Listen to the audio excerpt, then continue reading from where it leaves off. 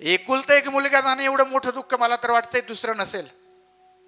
ते फक्त आईनाच माहिती असेल, आपल्याला कळणार नाही. असा जरी प्रसंग आपल्यावरती आला तर एकच लक्षात ठेवायचं, देवाची इच्छा आहे.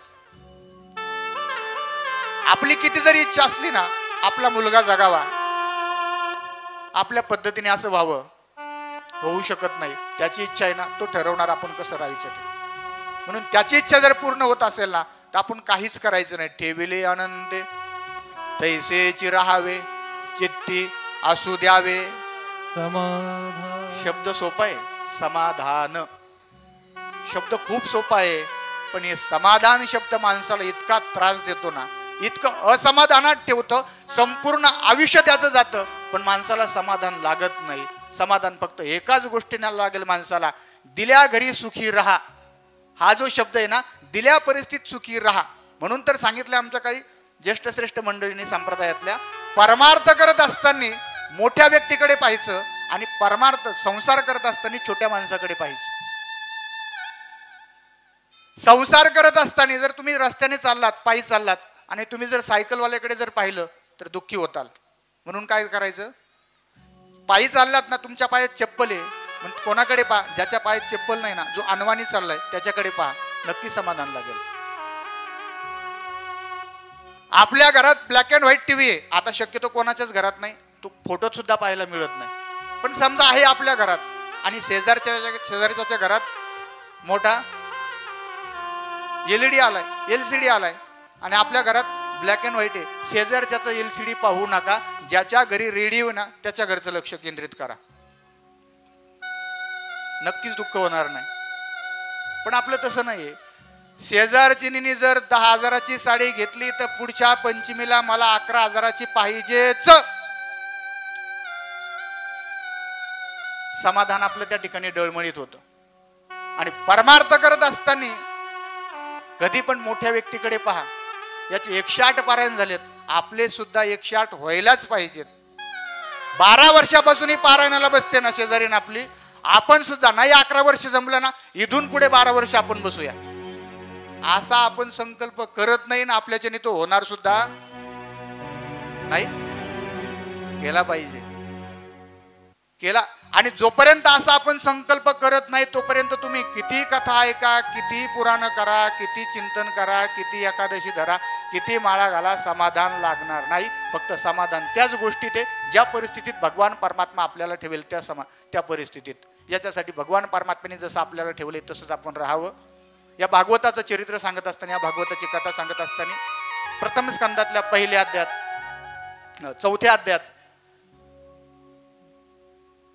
भगवान व्यासांची कथा येते, ज्या व्यासांनी हे भागवत केलंय. सरस्वती नदीच्या काठावरती भगवान व्यास सरस्वती नदीत स्नान करून नदीच्या काठावरती एका वृक्षाखाली निवांत स्थळी बसलात. चिंतन करत असताना चिंतन करतायत, पण व्यासांचं मन काही एकाग्र होत नाही. असंतोष व्यासांच्या मनात आहे. उदास झालेले व्यास आहेत. फिरत फिरत फिरत नारदांची स्वारी त्या ठिकाणी आली. नारदांची स्वारी आली. नारदांनी व्यासांच्या चेहऱ्याकडे पाहिलं. व्यासांचा चेहरा तर काय अतिशय उदास दिसतोय. चेहरा म्हणजे आपल्या संपूर्ण शरीराचा काय आरसा आहे. म्हणून सायकोलॉजीने आपल्याला असं सांगितले, मानसशास्त्र असं सांगते, माणसाचा चेहरा जर समाधानी असेल, प्रसन्न असेल, तर माणूस समाधानी राहू शकतो. त्यासाठी माणसाने अगोदर काय केलं पाहिजे, मन प्रसन्न केलं पाहिजे. तुकोबरायांचं ते सांगणे, मन करा रे प्रसन्न, सकळ सिद्धीचे साधन, मोक्ष अथवा बंधन, सुख समाधान इच्छा दे. नारदांनी व्यासांकडे पाहिलं. व्यास अतिशय असंतुष्ट दिसत आहेत, समाधानी दिसत नाही. व्यासांना कारण विचारलं. व्यासांनी सांगितलं, काय करावं नारदा, अनेक वेळचा प्रयत्न करतो मी, पण माझं काही ध्यान लागत नाही, मन एकाग्र होत नाही, चित्त एकाग्र होत नाही. अनेक प्रकारचे ग्रंथ मी तयार केलेत, 17 पुराणांची मी निर्मिती केली, पण 17 पुराणांची निर्मिती करूनही मला समाधान लागत नाही. नारदांनी सांगितलं, व्यास महर्षी 17 पुराणांची निर्मिती केली, पण त्या निर्मितीत भगवान श्रीकृष्ण परमात्म्याचं चरित्र तुम्ही कधी गायलंय का? व्यासाने सांगितलं, ते मी गायलेलं. मग त्याच्यासाठी एक काम करा म्हणे, भगवान श्रीकृष्ण परमात्म्याचं चरित्र गाणारा भगवान श्रीकृष्ण परमात्म्याचं चरित्र कथा सांगणारा एखादा ग्रंथ तयार करा, आणि तो ग्रंथ म्हणजे कोणता असेल तर श्रीमद भागवत महापुराण.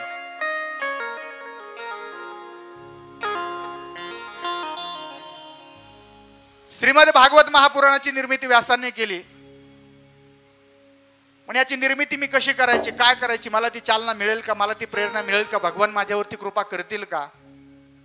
त्यावेळेस नारद व्यासांना सांगतात, व्यास मुनी, असा विकल्प तुमच्या मनात ठेवू नका, असा संशय तुमच्या मनात राहू देऊ नका. भगवान तुमच्यावरती नक्की कृपा करेल, नक्की तुम्हाला प्रेरणा देतील, तुम्ही त्या ग्रंथाची निर्मिती करा. त्यावेळेस नारदांनी स्वतःचं चरित्र सांगायला सुरुवात केली.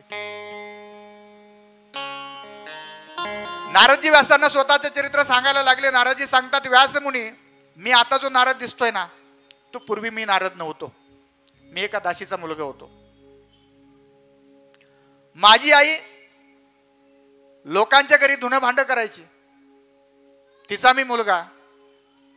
1 वर्ष चातुर्मास आमच्या गावात चालू झाला, आणि त्या चातुर्मासात काही संत महात्मे आमच्या गावात आले. काही संत महात्मे आमच्या गावात आल्याच्या नंतर गावकऱ्यांनी, गावातल्या काही जाणकार मंडळीने माझ्या आईला त्यांची सेवा करण्याकरता ठेवलं. त्यांचा स्वयंपाक असेल, त्यांचे कपडे असतील, त्यांचं धुणं असेल, त्यांचे भांडे असतील, त्यांची रोजची सारवण असेल, फुलं असेल, पूजेची व्यवस्था असेल, हे करण्याकरता ठेवलं. आई त्यांची सेवा करण्याकरता जायची. मी आईसोबत जायचो, त्यांची संपूर्ण पूजा पाहायचो. त्यांची रोजची चाललेली भगवान परमात्म्याची कथाही मी ऐकायचो, त्यांचं प्रवचन मी ऐकायचो. मला त्या कथेची, मला त्या प्रवचनाची गोडी लागली. मी दररोज कथेला जाऊन बसायला लागलो. 4 महिने झाले, असे एकामागून दिवसामागून दिवस निघून गेले. 4 महिने संपले, चातुर्मास संपला, आणि ते संत महात्मे आपल्या गावातून माझ्या गावातून जायला निघाले. संत महात्मे गावातून जात असताना माझं अंतःकरण भरून आलं. माझी तरी इच्छा नव्हती त्यांना जाऊ द्यावं, आणि जरी ते गेले तुम्ही त्यांच्यासोबत जावं अशी माझी इच्छा होती. मी त्यांच्यासमोर ती इच्छा प्रकट केली, मला तुमच्यासोबत घेऊन चला. त्यावेळी त्या संतांनी मला सांगितलं, त्या महात्म्यांनी मला सांगितलं, नारदा बाळा, तुला आमच्यासोबत येता येणार नाही का?